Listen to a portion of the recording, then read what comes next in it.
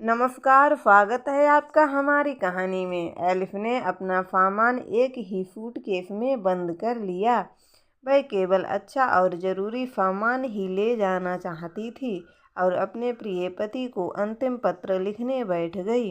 पत्र छोटा होना चाहिए, 2 टंक, क्योंकि पीटर के लिए यही उपयुक्त रहेगा और वह पसंद भी करेगा। उसने कलम उठाई और लिखा, मैं हेनरी से प्रेम करती हूँ और उसके साथ जा रही हूँ।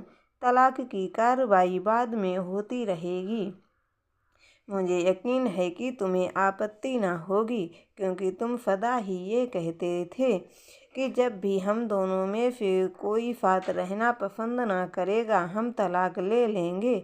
बच्चे हमारे नहीं हैं, इसीलिए किसी की चिंता की आवश्यकता नहीं है और कोई ये नहीं। हालांकि तुम्हें आरंभ में शायद दुख हो और एकाकी अनुभव करो, बस और अंत में हस्ताक्षर। यही तो तरीका होना चाहिए। ना जाने कितने लोग व्यर्थ में जीवन काट देते हैं एक ही व्यक्ति के साथ, जबकि साथ रहना पसंद नहीं होता। तब भी काश कि जब उसकी तरह समझदार हो सकते। अपना सूटकेस उठाया और द्वार पर ताला लगाया।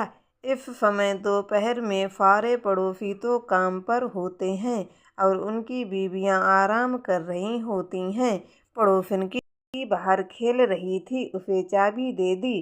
वह दे भी जाती है, कोई बाहर ना था। वह सड़क तक आई। उसे आशा थी कि कोने में टैक्सी स्टैंड पर टैक्सी मिल जाएगी, पर सड़क पर आते ही उसे टैक्सी सामने से आती दिखाई दी। टैक्सी रोक कर बैठी और एक अंतिम दृष्टि अपने मकान की खिड़की पर डाली और उसे पालम हवाई अड्डे की ओर जाने का आदेश दिया। उसी खिड़की की दूसरी ओर मेज पर टेबल लैंप के सहारे उसकी चिट्ठी पड़ी थी। पीटर शाम को आकर देखेगा।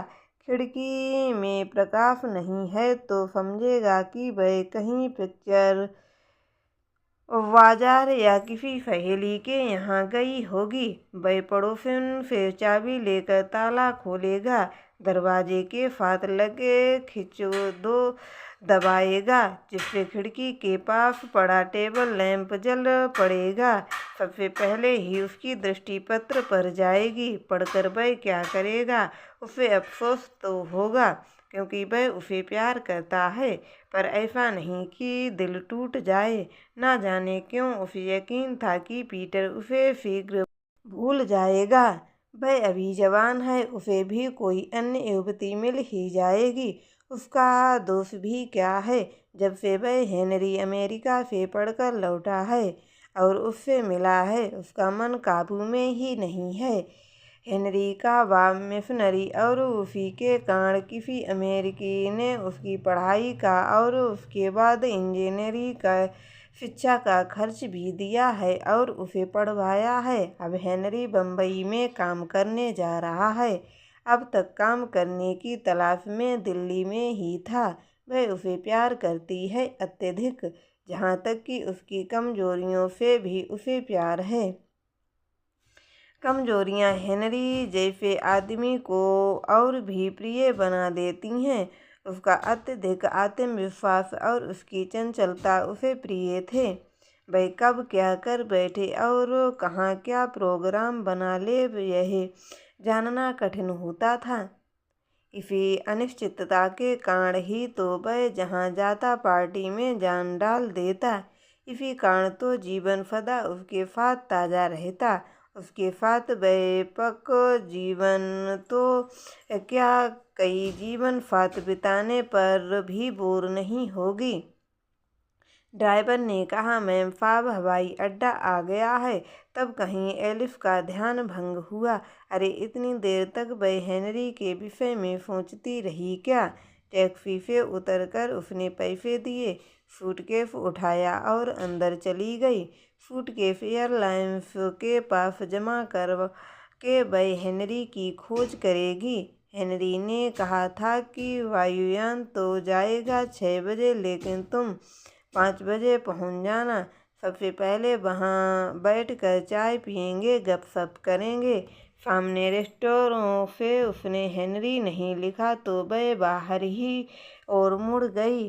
दरवाजे के पास ही पुस्तकों की दुकान पर वह खड़ी होकर पुस्तकें देखने लगी, पर उसका ध्यान तो द्वार से प्रवेश करते आगंतुकों पर था। कोई मुस्तकबार तो उसको सूटकेस सज्जित व्यक्ति अंदर धड़कन बढ़ ही रही थी, पर वह निराश।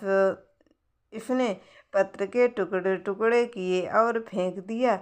वह बाहर आई, उसके होठों पर एक पतली सी मुस्कुराहट खेल रही थी।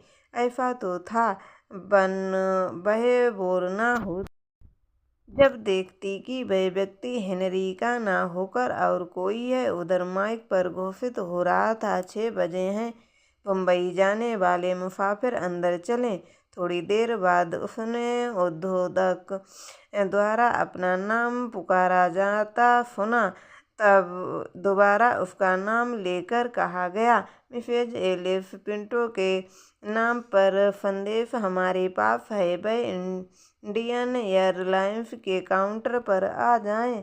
तो खुशी खुशी वह उस ओर बढ़ गई। जरूर हेनरी का ही संदेश होगा। वही गई तो एक व्यक्ति ने उसका नाम सुनकर एक पत्र उसे थमा दिया। एलिस ने पत्र खोला।